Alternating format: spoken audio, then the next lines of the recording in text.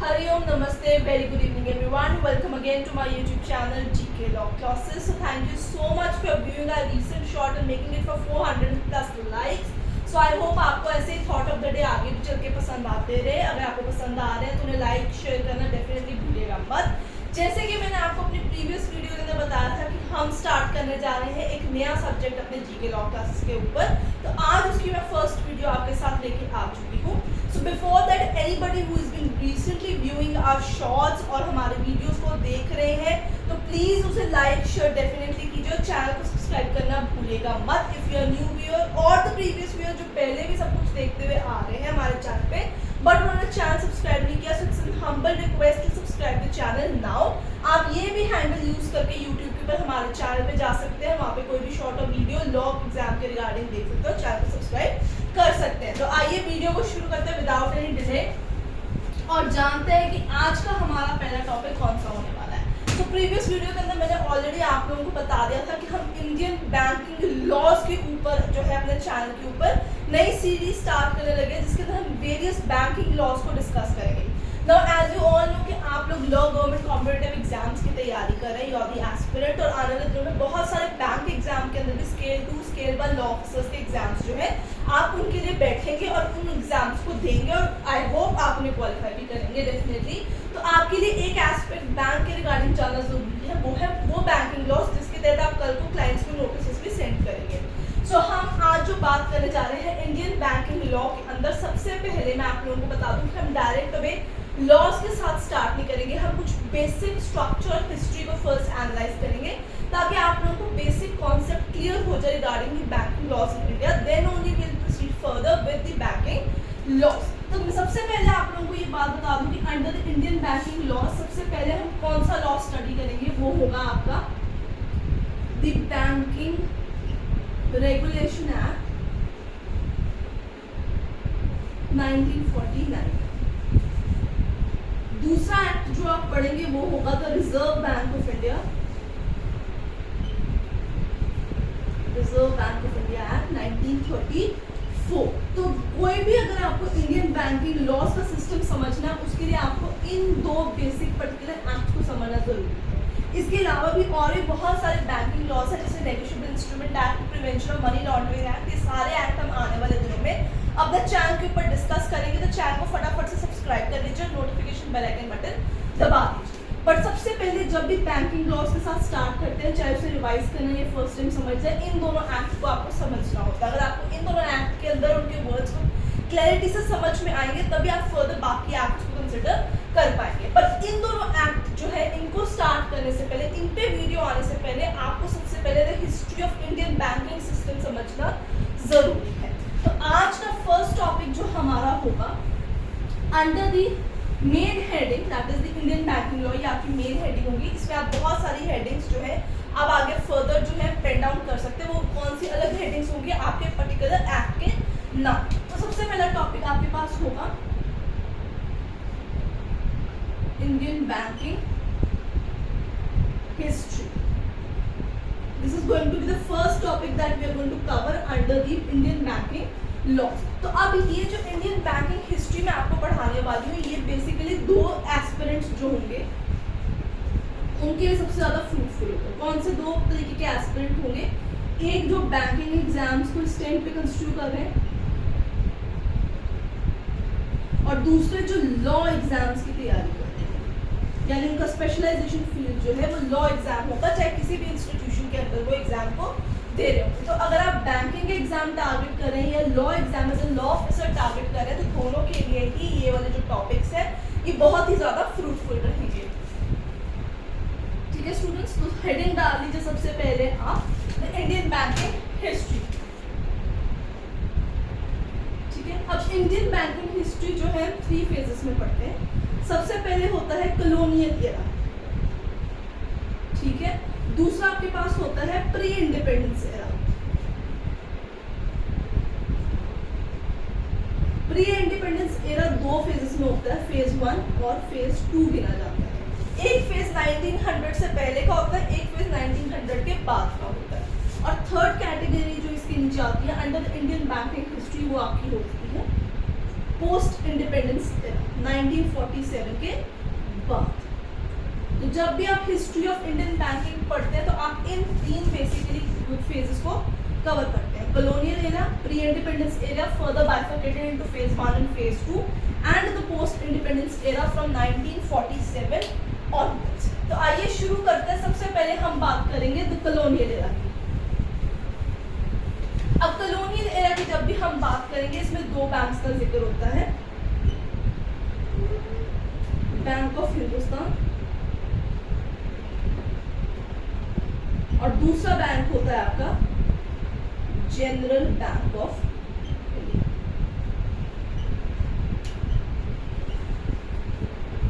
ठीक है, तो कॉलोनियल एरा में हम इन दोनों बैंकिंग के ऊपर खासा फोकस रखते हैं। तो आइए मैं आप लोगों को बता देती हूँ, हिस्ट्री से स्टार्ट करते हैं। सबसे पहले मैं आपको बता दूं कि जब हम इंडियन बैंकिंग हिस्ट्री की शुरुआत करते हैं तो हम कैसे करते हैं, इसमें मैं आपको मीनिंग ऑफ बैंकिंग भी बताऊंगी। मीनिंग ऑफ बैंकिंग का मतलब सीधी साफ सरल भाषा में क्या होता है, पैसे की डिपॉजिट लेना। So accepting the deposit from the customer in the form of money, उसे सेव करके अपने पास रखना ताकि उस मनी को यूज कर सके। Advancing granting of loans, so basically banking का काम क्या होता है, accepting deposit and providing loan. So under the banking regulation act of section 5 उसमें भी बैंकिंग की डेफिनेशन दी गई है। सो जब हम बैंकिंग रेगुलेशन एक्ट के ऊपर आएंगे तो हम इसमें बैंकिंग का एग्जैक्ट जो मतलब है अकॉर्डिंग टू एक्ट जो इंडिया के अंदर एप्लीकेबल है उसके ऊपर डिटेल डिस्कशन करेंगे। So history of banking in India colonial era के साथ जब हम स्टार्ट करते हैं, सबसे पहले कॉलोनियल एरा में हम यूरोपियन एडवेंट के साथ ही स्टार्ट करते हैं, जिसमें यूरोपियंस की बात की जाती है कि when they came into India as an trader, उस टाइम पे हमारा मॉडर्न बैंकिंग सिस्टम जो था कंट्री के अंदर स्टार्ट होता है। जो तब के गवर्नर जनरल ऑफ बंगाल थे वॉरेन हेस्टिंग्स, उन्होंने भी बैंकिंग सिस्टम को काफी स्टार्ट करने की कोशिश की थी, बट मेजर फोकस हम हमेशा कॉलोनियल एरा में इन दो बैंक्स के ऊपर ही डालते हैं। क्यों? क्योंकि बैंक ऑफ हिंदुस्तान ऑफ 1770 ये कब बना था, 1770 के अंदर। ये वो पहला बैंक है जिससे हमारी कंट्री के अंदर मॉडर्न बैंकिंग सिस्टम जो था वो स्टार्ट किया गया था। तो basically you can consider as the first bank of the country on modern lines, वो है bank of Hindustan established under 1770। So this is going to be a question, ये एमसीक्यू फॉर्मेट में आ सकता है अगर आप बैंकिंग एग्जाम या लॉ एग्जाम कोई भी कवर कर लेंगे। Now let me tell you, this bank did not work properly, ये डिफंक्ट हो गया था, बाद में इस बैंक को जो था बंद करना पड़ गया था। सो अब मैं इसके आगे क्लोज लिख दूंगी। इट वॉज क्लोज इन 1832, तो इसकी फंक्शनिंग जो थी वो 1832 में ऑलरेडी ही डिफंक्ट हो चुकी थी। इसी दौरान क्या हुआ था कि 1786 के अंदर जनरल बैंक ऑफ इंडिया की नींव रखी गई। Now let me tell you, general bank of India वो बैंक है जिससे एसबीआई अपने रूट्स को ट्रेस करता है। जितने भी एक्स्ट्रा पॉइंट मैं आपको ब्रैकेट में लिखा रही हूँ सारे ही इंपॉर्टेंट पॉइंट्स हैं, need to mark them up. अगर आपको नहीं पता चला तो आप एमसीक्यूज के अंदर प्रॉपर्ली आंसर नहीं दे पाएंगे। सो general bank of India was the first bank in India जिसे सेटअप किया गया था। स्टेट बैंक ऑफ इंडिया को रूट्स भी इनिशियली यहाँ से ही निकलते हुए आते हैं क्योंकि ये आगे जाके प्रेसिडेंसी बैंक्स का आधार बना था। So let me tell you, general bank of India 1786 के अंदर सेटअप किया गया था, बट 1791 में ये भी डिफंक्ट हो गया था। अब आप कहेंगे ये डिफंक्ट हो गया तो ये एसबीआई इसमें से कैसे रूट्स ट्रेस करता है, इसकी बात हम आगे जाके करेंगे प्री इंडिपेंडेंस एरा के अंदर। सो जनरल बैंक ऑफ इंडिया पहले बैंक ऑफ हिंदुस्तान बना, 1832 में ये भी बंद हो गया। इसी तरीके से 1786 के अंदर जनरल बैंक ऑफ इंडिया भी बना, वो 1791 के अंदर बंद हो गया। सो कॉलोनियल एरा में दो बैंक्स की एस्टैब्लिशमेंट हुई थी जिसपे मेजर फोकस हमारा रहता है, बट ये सारे ही बाद में डिफंक्ट हो गए थे। अब इसके बाद हम बात करेंगे आगे चल के प्री इंडिपेंडेंस एरा, यानी जब ब्रिटिशर्स का प्रॉपर रूल लग गया हुआ था वहां पे, तब हम बात करेंगे। प्री इंडिपेंडेंस का फेज होगा आपका पहला 1900 तक, ठीक है। सो प्री इंडिपेंडेंस एरा में सबसे पहले हमारे पास कौन से बैंक आते हैं, प्रेसिडेंसी बैंक। प्रेसिडेंसी बैंक जैसे कि नाम है इसका मतलब है ये प्रेसिडेंशियल जो सिटीज थी हमारी, कैलकाटा, बॉम्बे, मद्रास, ये वहां पे एस्टैब्लिश किए गए थे as per their name. So presidency bank हमारे पास कौन से है, ये है सबसे पहले बैंक ऑफ कैलकाटा, क्योंकि उस टाइम पे कैलकाटा ही उनकी राजधानी थी। सो बैंक ऑफ कैलकाटा, मैं आगे इसका ईयर लिख देती हूँ 1806। सो ये बैंक ऑफ कैलकाटा जो था ये आगे चल के स्टेट बैंक ऑफ इंडिया का धार बना। जनरल बैंक ऑफ इंडिया आया, वो डिफंक्ट हुआ, उसी की पॉलिसीज को फॉलो करते हुए प्रेसिडेंसी बैंक्स बनाने का डिसीजन लिया गया, जिसमें सबसे पहले प्रेसिडेंसी बैंक बना द बैंक ऑफ कैलकाटा, जिससे आज जो है स्टेट बैंक ऑफ इंडिया अपने रूट्स लेता है, क्योंकि आगे चल के इसी की अमेलगमेशन हुई है और आगे मैं आपको बताऊंगी कौन सा बैंक बना। सो बेसिकली हमारे पास आता है बैंक ऑफ कैलकाटा। इसके अलावा हमारे पास प्रेसिडेंसी बैंक में आता है बैंक ऑफ बॉम्बे, ठीक है, और बैंक ऑफ मद्रास। ये प्रेसिडेंशियल जो टाउन थे ये वहां पे वर्क करते होते थे, ये पूरी कंट्री में वर्क करने वाले बैंक्स बिल्कुल नहीं थे। इनके ईयर लिख देती हूँ, ईयर्स आर इंपॉर्टेंट, तो आप इनको फर्दर लिख सकते हैं। एस्टैब्लिशमेंट ईयर इनके थे। देखिए कितना डिफरेंस है बैंक ऑफ कैलकाटा से लेके बैंक ऑफ मद्रास के अंदर। So there is a huge difference there. इसके बाद क्या हुआ कि बात आई कि ये भी अंग्रेजों के द्वारा स्थापित किया हुआ बैंक है। What about Indians? They need a bank जो इंडियंस पर्टिकुलरली जिन्होंने बनाया और इंडियंस ने ही उसे गवर्न किया हो। सो मेजर फोकस यहाँ पे शिफ्ट होना शुरू हुआ। सो वी हैव टू सी कि प्रेसिडेंसी बैंक्स के एस्टैब्लिशमेंट के बाद असल में हुआ क्या। सो 1865 के अंदर इलाहाबाद बैंक की एस्टैब्लिशमेंट होगी हमारे पास। तो आप देख सकते हैं इलाहाबाद बैंक जो है ये फिलहाल मर्ज्ड हो चुका है, but it is again in one of the important bank क्योंकि इसे इंडियंस ने बनाया था। It was not governed but rather made by Indians particular. जो बैंक हमारा इंडियंस के द्वारा गवर्न किया जाता था उसका नाम था Awadh commercial bank.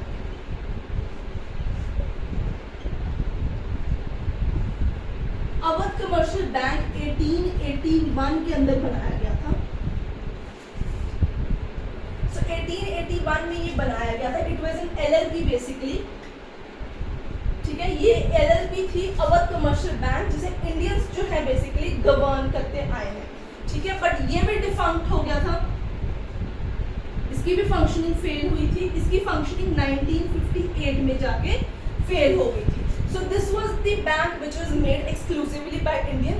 This was the bank which was governed exclusively by the Indians. So you need to see under the pre-independence era phase 1 कि कौन सा बैंक जो है गवर्न किया गया, कौन सा एक्सक्लूसिवली मेड किया गया। बट अब इसके बाद एक ऐसा बैंक भी हमारे पास आता है ड्यूरिंग द फेज 1 जो आज भी एग्जिस्टेंस में है, and it has again a huge market जिसमें क्लाइंट्स काफी ज्यादा जो टारगेट किए जाते हैं। वो बैंक है आपका द पंजाब नेशनल बैंक, ठीक है। It is one of the fourth largest public sector bank in the country right now. इसमें भी अमेलगमेशन हुई है लास्ट टाइम पे, जिसमें ओरिएंटल कॉमर्स बैंक ने आगे चल के अमेलगमेशन ले ली। So it was basically set up into 1894। उस टाइम पे इसका हेडक्वार्टर्स लाहौर था, इस टाइम पे नहीं है। इट इज स्टिल वर्किंग, इसकी इस्टेब्लिशमेंट कर दी गई थी। इसी के अलावा बैंक ऑफ इंडिया की इस्टेब्लिशमेंट भी की गई थी। आज भी ये पब्लिक सेक्टर बैंक एग्जिस्टेंट के अंदर है into 1906। So students I hope आपको प्री इंडिपेंडेंस एरा फेज 1 जो है वो समझ में आ गया, इसमें कौन से पर्टिकुलर बैंक है। जो फेज 2 था वो बेसिकली आपका आज़ादी तक का फेज था, फ्रॉम 1900 टू योन आज़ादी का फेज जो 1947 है उसकी बात की जाती है, जिसमें बहुत सारे पब्लिक सेक्टर बैंक्स की एस्टैब्लिशमेंट हुई। Be it Canara bank, Indian bank, bank of Baroda या सेंट्रल बैंक ऑफ इंडिया जैसे बैंक्स की एस्टैब्लिशमेंट की गई। इस फेज के दौरान एक बैंक की इंट्रोडक्शन हुई थी और उसका नाम था the imperial bank of India. Imperial bank of India was basically the presidency bank, जिन्हें तीनों को अमेलगमेट कर दिया था। 1921 में इंपीरियल बैंक ऑफ इंडिया की उन्होंने घोषणा की, उनकी स्थापना की, और ये इंपीरियल बैंक ऑफ इंडिया ही आगे चल के 1955 में स्टेट बैंक ऑफ इंडिया बन गया नेशनलाइज होके।